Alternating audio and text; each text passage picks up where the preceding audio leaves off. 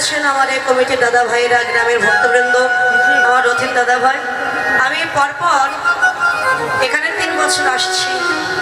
আর ওনার বাড়িতে একবার এসেছিলাম লক্ষ্মী পূজার উপলক্ষে কীর্তনে, তো খুবই ভালো লাগে আর আপনের মতো হয়ে গেছে। আপনারাও সাধুগুরু বৈষ্ণব, আসলে খুব ভালো লাগে, এখানে খুব আপনের মতো। তো আপনারা সকলে আশীর্বাদ করবেন দাদা ভাইদের, ওনার পরিবারের যারা আছেন, আত্মীয় স্বজন, গ্রামের ভক্তবৃন্দ, কমিটিতে যারা আছেন সবাইকে আশীর্বাদ করবেন।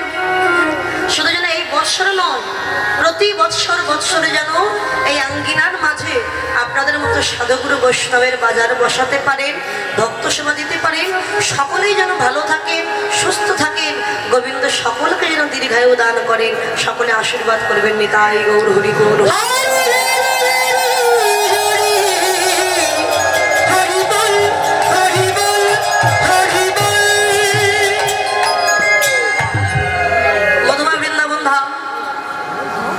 কোথায় যাচ্ছে মাসি? বাড়ি।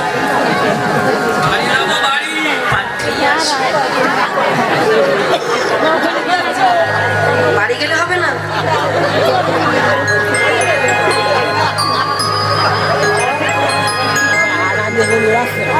যদি আর দেখানো হয় সামনের বছর, আপনাদেরকে প্রাণ ভরে দেখবো আমি। বাড়ি গেলে হবে না। মাসি ও বাচ্চা বলে তুমি কোথায় যাচ্ছে? বসো।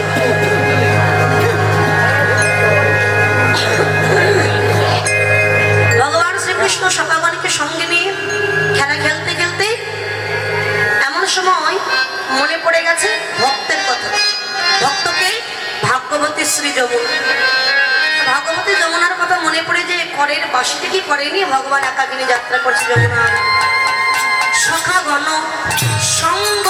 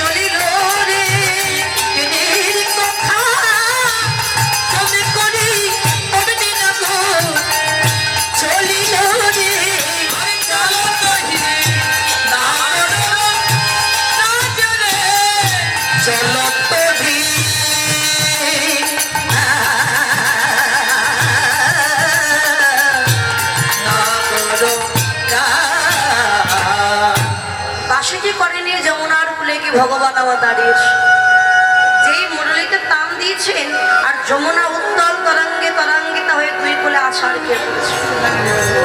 মানে ভক্ত যদি যমুনা হয়, যমুনার মনোবাসনা পূর্ণ করতে ভগবান গেছেন যমুনার তীরে।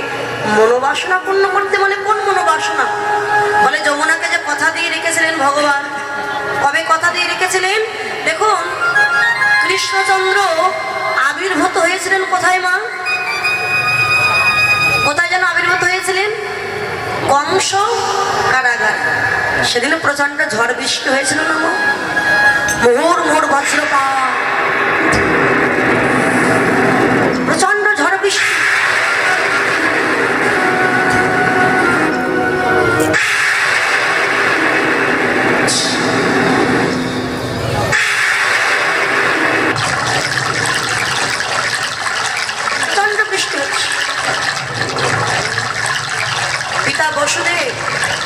ছোট্ট কৃষ্ণকে মাথায় করে নিয়ে যাচ্ছেন কোথায়? নন্দালয়। তো নন্দালয়ে যাওয়ার জন্য যমুনার ঘাটে গিয়ে দাঁড়িয়েছে। দেখবেন যখন ঝড় বৃষ্টি হয় নদী কিংবা সাগরের জল কিন্তু আরো দ্বিগুণ বেড়ে যায়, উত্তল তরঙ্গে তরঙ্গিতা হয়।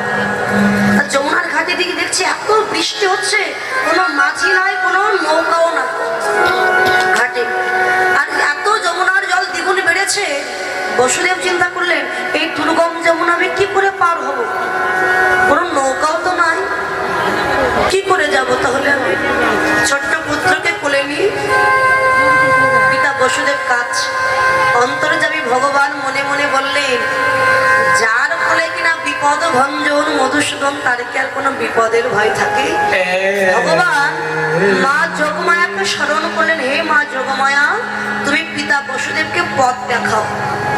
মা যোগমায়া যোগেশ্বরী একটা শ্রীগালিনী রূপ ধারণ করেছে। শ্রীগালিনী মানে শিয়ালিনী, শিয়াল নয় শিয়ালিনী, স্ত্রীলিঙ্গ।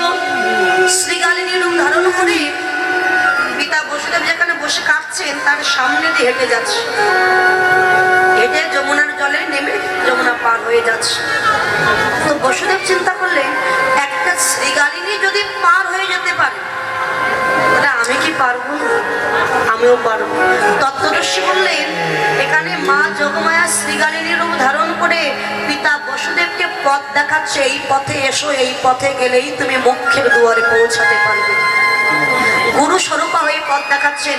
আর গুরুর কৃপা ছাড়া তো কখনো ভজন পথে যাওয়া যাবে না। গুরু ছেড়ে গোবিন্দ ভজে সেই জীব গিয়ে আগে গুরুচরণ, পরে আমার গোবিন্দের চরণ।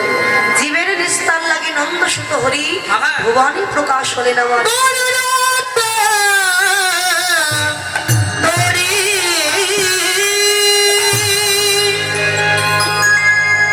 পিতা বসুদেব তখন ওই ছোট্ট কৃষ্ণকে মাথায় নিয়ে যমুনার জলে নেমেছে। মা যমুনায় যখন গেছে, যমুনা তো ভগবানের চরণ পেয়ে আনন্দ আত্মহারা হয়ে গেছে। উত্তাল তরঙ্গে তরঙ্গিত হয়ে যমুনা ওই প্রভুর চরণ স্পর্শ করবার জন্য যেন ঢেউ দ্বিগুণ হয়েছে, কিন্তু চরণ স্পর্শ করতে পারছে না। ভগবান যে পিতা বসুদেবের মাথার উপরে, যত স্পর্শ করতে যায় ওই জলের ঢেউ ওই পর্যন্ত উঠতে পারছে না, তার আগে ঢেউটা পড়ে যাচ্ছে। ভগবান তিনি ভক্তের মনোভাব জানতে পেরে পিতা বসুদেবের মাথার উপর থেকে ঝাঁপ দিয়ে পড়েছে যমুনার। যমুনার অতল গর্ভে চলে গেছেন ভগবান। আর যমুনা ভগবানকে পেয়ে চরণ দুখানা জড়িয়ে ধরে বলে, প্রভু কি সৌভাগ্য, কোটি জন্ম সাধনা করে যে চরণ পাওয়া যায়, সেই বিরিঞ্চি বাঞ্চিত চরণ কমল আমি পেয়েছি। কত যোগীগণ যোগ সাধনা করছে, মুনি ধ্যান করছে, ওই চরণ পায় না। আজ আমি যখন পেয়েছি তোমার চরণ তো ছাড়বো। ভগবান বললেন, যমুনা তুমি আজ আমাকে ছেড়ে দাও। ওই দেখো পিতা বসুদেব মধ্য যমুনায় আমাকে হারিয়ে কেমন হা পুত্র বলে কাঁদছে।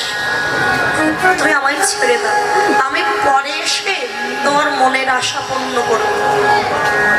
আজকে তো আমি 60 গুণের অধিকারী।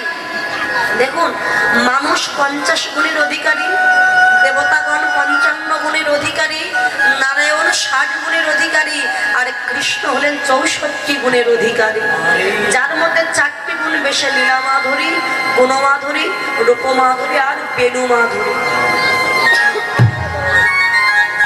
আমি তো এখনো বর্তমানে 60 গুণের অধিকারী আছে, আমি এখন নারায়ণ। আমি বৃন্দাবনে যাব বকুলে 64 গুণের অধিকারী হয়ে।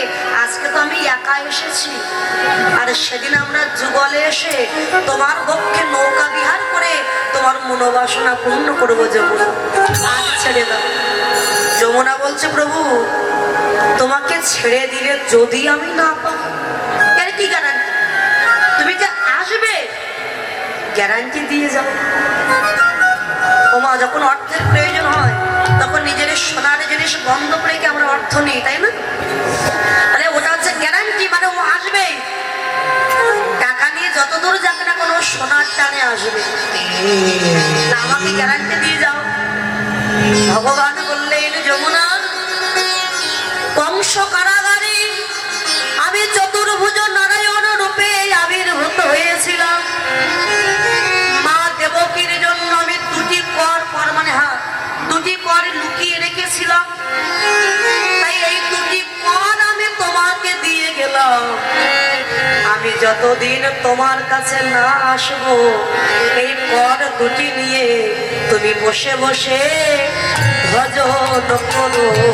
নিতাই গৌর বসে ভজন করো, বসে বসে ভজন করো, তুমি বসে বসে ভজন করো, বসে বসে ভজন করো। আমি তোমার মনোবাসনা একদিন পুরাইব, তুমি বসে বসে ভজন করো। তোমার মনোবাসনা আমি পুরানি, বসে বসে ভজন করো। সাধক তুলসীদাস বললেন, চলতি चक में সবই দেখে, খিল দেখে না কই, जो খিল पकड़ के बैठे रहे शहीद रही हुई। এই তুলসীদাস তো বাঙালি ছিলেন না অবাঙালি ছিলেন। তিনি বললেন, আমার জাতা দেখেছেন না? আমার জাতা যিনি ঘুমাচ্ছেন তিনি বলুন, জাতা দেখেছেন? দেখেছেন জাতা? আগে ছিল জাতা, এখন আর খুব একটা দেখা যায় না জাতা। জাতা দোকানে একটা খুঁটিকে অবলম্বন করে বসিয়ে একটা ছিদ্রে ডাল কিংবা গম দিয়ে আর একটা ছিদ্রে লাঠি দিয়ে এরকম করে পাক দেওয়া। তো খুঁটি যে দাঁড়িয়ে আছে মূল খুঁটি, ওই খুঁটির নিচে দু চারটে ডাল কিংবা যদি গম ঢুকে যায় ওই গম কিন্তু আর ভাঙে না, কেননা যে খুঁটিকে অবলম্বন করেছে খুঁটির নিচে পড়ে আছে। তত্ত্বদর্শী বললেন, ওই মানব দেহের দুঃখের যাতা সব সময়ের জন্য পাক খাচ্ছে। এমন কোনো মানুষ নাই যিনি বলতে পারবেন না আমার জীবনে কোনো দুঃখ নাই আর কোনোদিন দুঃখ আমি পাইও নি, এ কেউ বলতে পারবে না। মানব দেহের দুঃখে যাতা সব সময় পাক খাচ্ছে, ওই খুঁটি রূপে আমার গুরুদেব দাঁড়িয়ে আছে। গুরুদেবের চরণ ধরে থাকো, পৃথিবী ধ্বংস হয়ে গেল তোমার কিছু হবে না, শুধু গুরুচরণ অবলম্বন করে থাকো। আজকে বলছে এই কর দোকানা নিয়ে তুমি ভজন করো, আমি একদিন তোমার মনোবাসনা পূর্ণ করবো। আজকে সেই যমুনার মনোবাসনা পূর্ণ করবার জন্য ওই যমুনার কুলে গিয়ে ভাবিনি মনোরথে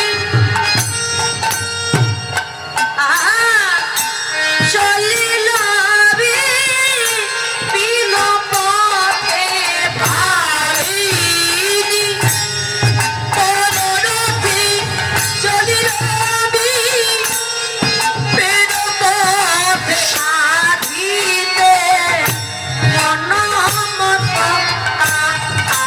আজ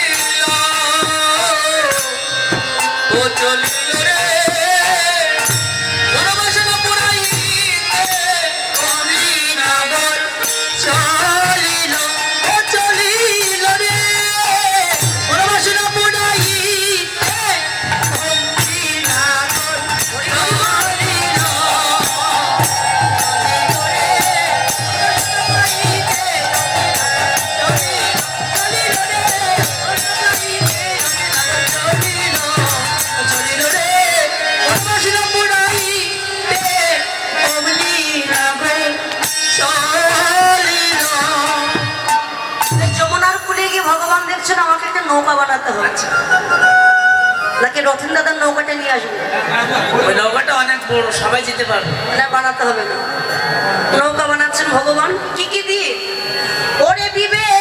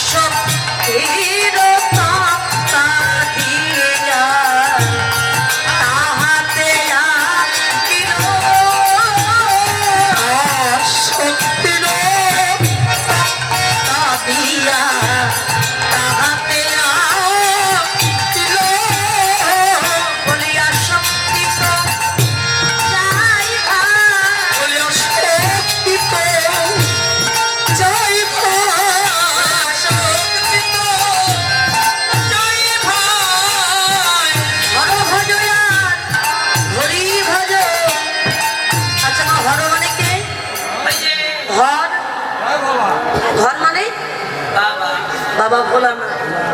ওরে হর ভজয়া হরি ভজ আসক্তি তো চাই হর ভজয়া হরি ভজ আসক্তি তো চাই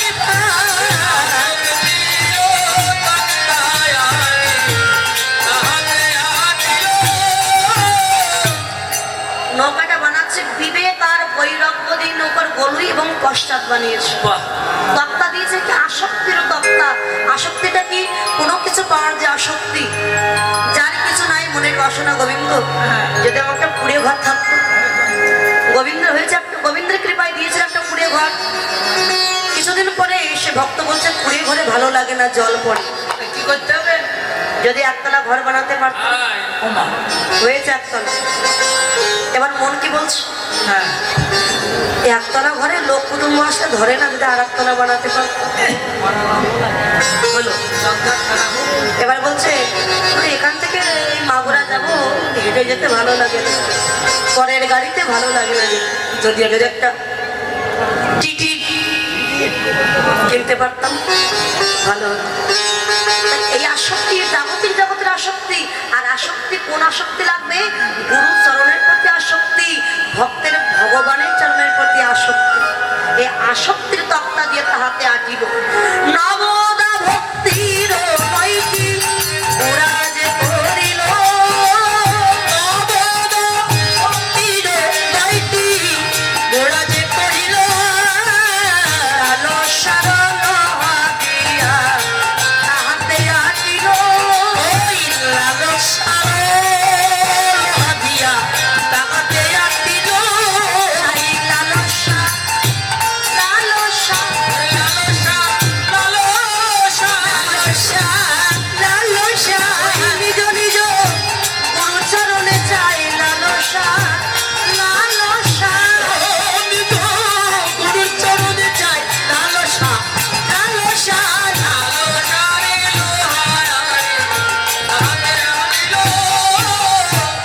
নবদা ভক্তি কি কি? শ্রবণং কীর্তনং বিষ্ণু শরণং পাদ সেবনং অর্চনং বন্দনং দর্শং সাক্ষং আত্মনিবেদনম। এই নবদা ভক্তির 9টি পুরা নির্মাণ করলেন আর লালসার লোহা দিয়ে তাহাতে আঁটি। আচ্ছা, ও এই যেমন বলে নিজ নিজ গুরুচরণের প্রতি লালসা থাকা দরকার, নইলে সাধন ভজনে কখনো এগিয়ে যেতে পারবেন। এই জগতে যে যেমন ব্যক্তি, যিনি ধনী বিশাল বড় নৌকা বানান কিংবা জাহাজ বানান, আর যিনি দরিদ্র তিনি তুচ্ছোট একটা নৌকা বানাবেন। কিন্তু ভগবানের কাছে সবার বিচার সমান। ভগবান প্রতি প্রত্যেকের দেহটা 24.5টি তক্তা দিয়ে গঠন করে দিয়েছে দেহ নৌকা। কেন ভগবানের কি অভাব ছিল? 25 নয়, 24 নয়, 24.5 দিলেন কেন দেহ নৌকাটা? অর্ধেকটা বাকি রাখলেন কেন? এর তত্ত্বটা কি দেখুন। মাঝে যখন নৌকা চালায়, নৌকায় যদি জল না ওঠে মাঝের কিন্তু চেতনা জাগে না। মাঝি ভাবে জল যখন হচ্ছে না, কষ্ট করে নৌকা বাইবো কেন, বইটা ধরে বসে থাকবো। ওই একদিন এপার থেকে নৌকা ওপারে যাবে, সে আজ যাক বা 10 দিন পরে যাবে। কিন্তু যদি নৌকায় জল ওঠে তখন মাঝির চেতনা জাগবে, জল উঠছে শীঘ্রই, এপার থেকে ওপারে যেতে হবে, নইলে আমার নৌকা ডুবে যেতে পারে। তাই ভগবান প্রতি প্রত্যেকের দেহ নৌকায় কিছু ছিদ্র দিয়েছে। ছিদ্রগুলো কি? স্ত্রী, পুত্র, আত্মীয় স্বজন, এক একটা ছিদ্র। ওই ছিদ্র দিয়ে এই সংসার নদী থেকে এক একটা ঢেউ আসছে। ঢেউটা কি? যাদের জন্য সারা জীবন কুকুরের মতো পরিশ্রম করলাম, নিজে রোগগ্রস্ত হয়ে গেলাম, একদিন স্ত্রী এসে বোঝাই যে এই যে তুমি আমার জন্য কি করেছো সারা জীবন, তোমাকে বিয়ে করে আমার জীবনটাই শেষ। ছেলে এসে বলে বাবা, অমুকের বাবা তার ছেলের জন্য এত কিছু করেছো, তুমি আমার জন্য কি করেছো? মেয়ে বলে বাবা, তুমি আমার জন্য কি করেছো? যাদের জন্য সব করলাম তারাই বলছো কি করেছো। ওই এক একটা ঢেউ, দুঃখ কষ্টের ঢেউ এসে যখন জীবের দেহ নৌকায় কষ্টের জল পরিপূর্ণ হয়, প্রিয়জনের কাছ থেকে যদি কষ্ট পাওয়া যায় বাবা, ওই কষ্ট রাখবার আর যায় না। দুঃখ কষ্টের জল যখন দেহ নৌকায় পরিপূর্ণ হয়, দেখছি আমি যাদের জন্য সারা জীবন কাজ করলাম, আমার আপনজন, তারাই কিনা আমার সাথে এমন আচরণ করছে। প্রভু, তুমি দেহ নৌকাটা দিয়েছিলে সংসার নদীতে, এই নদীটা পার হওয়ার জন্য, কিন্তু দেহ নৌকাটা আমি আর বাইতে পারছি না। কেন জানো? আজ দেহ নৌকার অবস্থা কি হলো? বাঁধল চোরা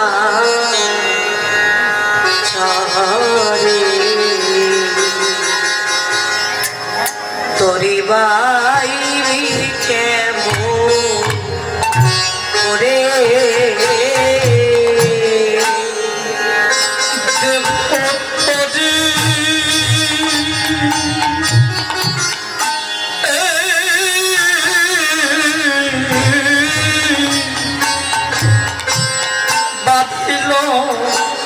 চারা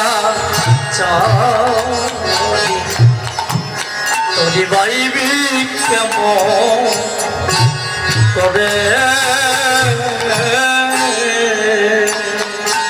এই গানটার ভিতরে সম্পূর্ণ দেহেরই মিলন বলে, দেহের সাথে মিল রেখে মহাজন গান গেয়েছে। দেহ তোরি বাঁধলো চরাচর, সংসারে চরাচর, তোরি পাইবি কেমন করে। দিনের আলোয় না ছাড়ালে মরবি অন্ধকারে, বাইবি কেমন করে, বাইবি কেমন করে। নৌকা চালাচ্ছেন মাঝি, হঠাৎ করে বালুর চলাচলে বেঁধে গেছে। সেখান থেকে আমার ছাড়াতে হবে। যদি ছাড়াতে হয়, দিনের আলো, সূর্যের আলো থাকতে থাকতে নৌকাটা ছাড়াতে হবে, নইলে সন্ধ্যা হয়ে গেলে চোখে দেখতে পাবো না, নৌকাটা ছাড়ানো যাবে না। এটা বাহির। আর অন্তরঙ্গে বললেন দেহ নৌকাটা সংসার চরাচরে বেঁধে গেছে। যদি ছাড়াতে হয়, দিনের আলো, কোন দিন? সূর্য না, দেহের সকাল মানে শিশুকাল থাকতে থাকতে বা যৌবনকাল থাকতে থাকতে এই দেহ নৌকাটা সংসার চরাচর থেকে ছাড়িয়ে নাও। এরপরে যখন সন্ধ্যা হয়ে যাবে আর পারবে না ছাড়া, কেননা দেহ নৌকা মাঝি যারা বৃদ্ধ হয়ে যাচ্ছে তারা চিনবে না নদীর ধারা, আধার মেলে এলে এই দেহ নৌকা মাঝি যারা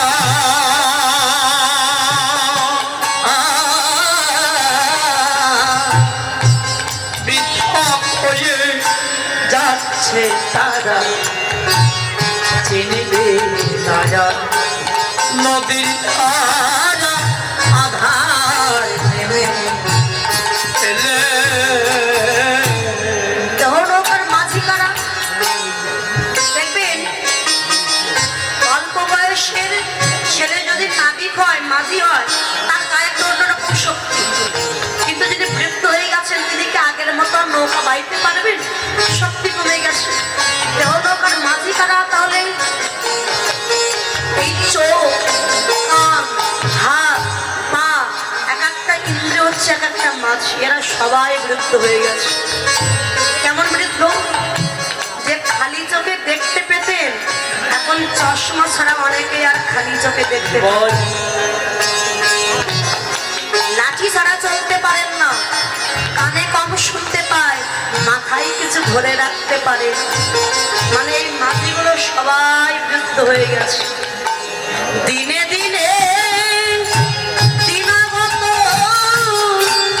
তোমার আয়ু সূর্য অস্তগত।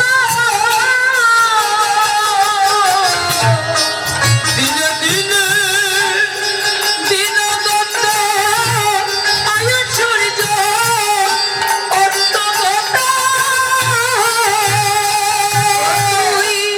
তুই সঙ্গে হলি মাত্র, তুই কুসঙ্গে হলি মত, তুই সঙ্গে হলি মাত্র।